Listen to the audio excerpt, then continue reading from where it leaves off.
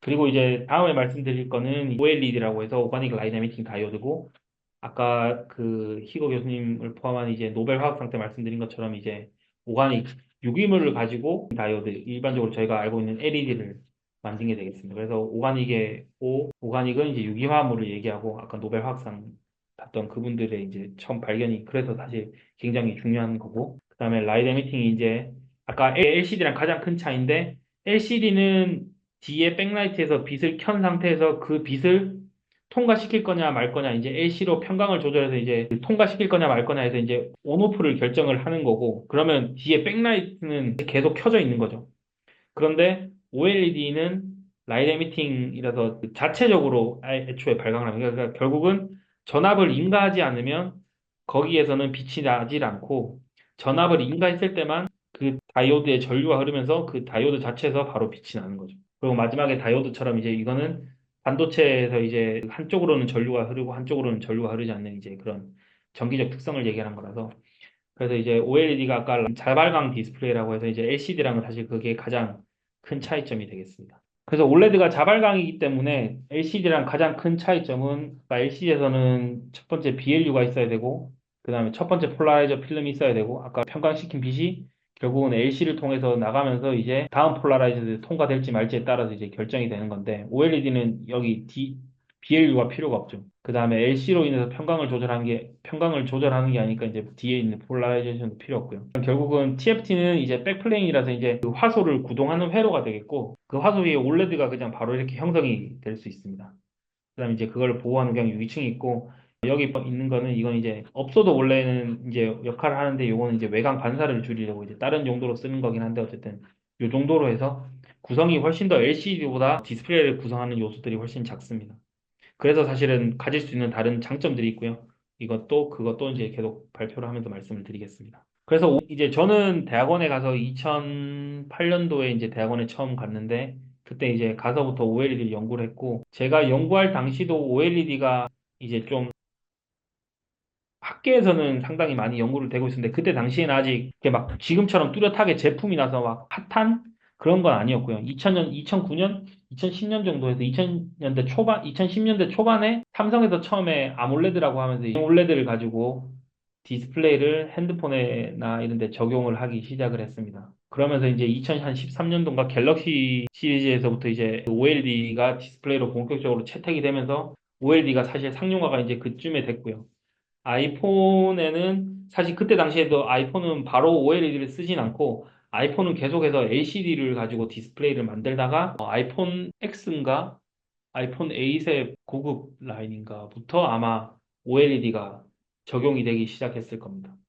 그래서 그러니까 아이폰도 한 4년, 5년 정도 훨씬 더 뒤에 이제 아이폰도 올레드가 적용이 됐고, 이제는 아이패드에까지 올레드가 적용이 될 정도로 올레드가 어떤 핸드폰이나 태블릿 같은 데는 이제 굉장히 어떻게 보면 중요한 디스플레이, 주력 디스플레이로 좀 자리 잡은 것 같고, TV는 사실 이제 유일하게 LG 디스플레이에서 올레드 TV를 만들고 있는데, 아까 서두에 말씀드린 것처럼 아직까지도 그 올레드랑 AT 거의 없으니까 올레드랑 LCD 두 개만 놓고 보면 여전히 메이저는 LCD이긴 하고, 올레드 TV의 비율은 그렇게 크게 높지는 않습니다. 아직까지도. 그렇지만 뭐 기사에도 여기 넣었지만 삼성에서도 어쨌든 올레드 TV를 내놓으려고 하고, 삼성에서는 이제 QD 올레드라는 것도 이제 결국은 내놓고 있고, 그다음에 이제 8.5세대 라인 증설이라고 하는 거는 아까 말씀드린 대로 아이패드에 이제 그런 태블릿에도 올레드가 들어갔거든요. 그리고 노트북 디스플레이로도 이제 올레드가 점점 적용이 되고 있고, 그런 것들을 이제 통틀어서 이제 IT 디스플레이도 이제 올레드가 조금 더 확장을 하려고 한다라고 생각을 하면 될 것 같고요. 그 다음에 또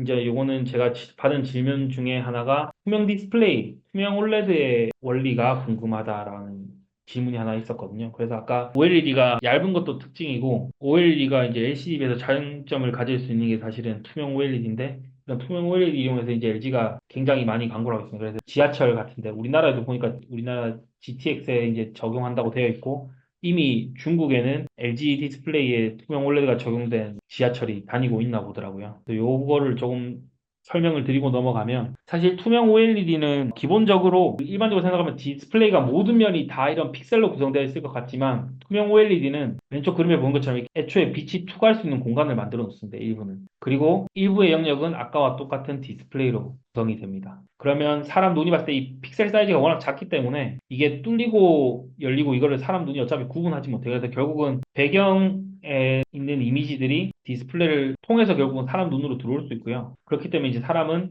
그 배경과 디스플레이에서 나온 거를 같이 보니까 이제 투명하다고 이제 디스플레이가 생각을 할 수 있습니다. 그래서 이런 투명 올레드, 사실 올레드가 또 하나는 올레드 자체가 투명할 수도 있습니다. 투명해질 수도 있습니다. 그러니까 오른쪽에 이제 제가 학위 때 연구했던 건데 뭐 투명 올레드를 실제로 OLED로 만든 거고 여기 가운데 녹색불이 나는 것처럼 녹색불이 나는 걸 보면 알겠지만 픽셀에서 픽셀 자체도 이렇게 투명하게 만들 수 있고 이제 TL에서도 투명 올레드 만들어서 보면 이 네모난 게 픽셀인데 픽셀에서 꺼진 픽셀은 뒤에가 이렇게 보이게 투명하고 전압을 인감은 그 픽셀에서 사실은 빛이 나고 이렇게 만들 수가 있거든요.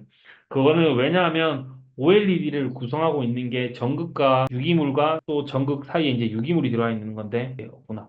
전극을 얇게 만들어서 여기 높은 투과율 배선처럼 전극의 두께가 굉장히 얇아지면 우리가 흔히 메탈은 불투명하다고 생각을 하고 있는데 그런 메탈들도 얇아지면 어느 정도 그러니까 빛을 투명해진다라기보다 빛을 통과시킬 수 있게 되고요. 물론 흡수나 반사가 생기겠지만 빛을 통과시킬 수 있게 되고 또는 이런 OLED나 사용되고 있는 그 전극 같은 경우에 ITO라고 하는 전극은 애초에 빛을 통과시킬 수 있는 투명한 전극, 투명 전극이라고 흔히 부릅니다. 그런 투명 전극으로 구성되어 있어서 전극도 투명하고 그다음에 다이오드를 구성하고 있는 유기물도 가시광에 대해서는 투명하기 때문에 그 밴드갭이 커서 이제 자외선이나 뒷판 UV 같은 것들은 통과를 시켜지만 가시광선에 대해서는 투명하거든요. 그래서 그렇게 해서 구성을 하면 이렇게 올레드 자체도 좀 투명하게 만들 수가 있습니다. 근데 어쨌든 그렇게 하는 데 있어서는 투과도에 또 한계가 좀 있기 때문에 일반적으로 투명 디스플레이는 왼쪽에 보는 것처럼